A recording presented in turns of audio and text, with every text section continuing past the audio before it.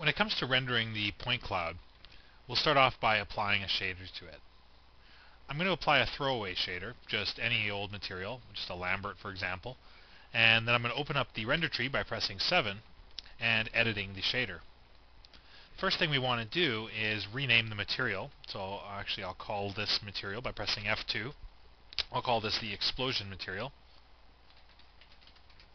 And we definitely don't want a Lambert shader to drive the effect of our explosion. We want to use the particle renderer. So if we look under the particle category of render tree nodes, I'll pull in the particle renderer. The particle renderer is really a combination of a few different nodes. If you look at it, it's a particle density shader and a particle volume cloud connected together to create a more complicated effect.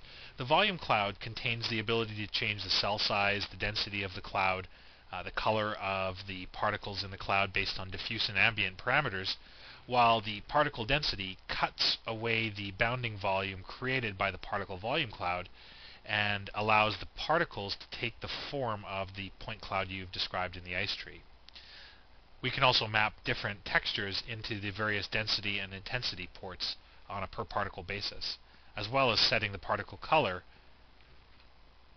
on a per particle basis or a per cloud or gradient basis. And a lot of these attributes are exposed in the particle renderer. So the first thing I would do is connect the volume output to the explosion material input and delete my Lambert shader. So if I advance through my timeline a little bit and draw a render region, I'm going to get a bunch of orange particles, which doesn't really look too great, but at least they're following the rough shape of my point cloud, very close.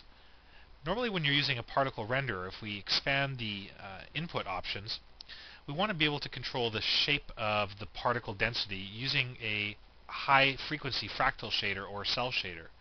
To do this, we've actually been given a particle shaper compound, which, like the particle renderer, is a combination of, in this case, a fractal shader, a cell shader, and another, I believe this is a fractal shader, all connected together through math nodes, or math compounds.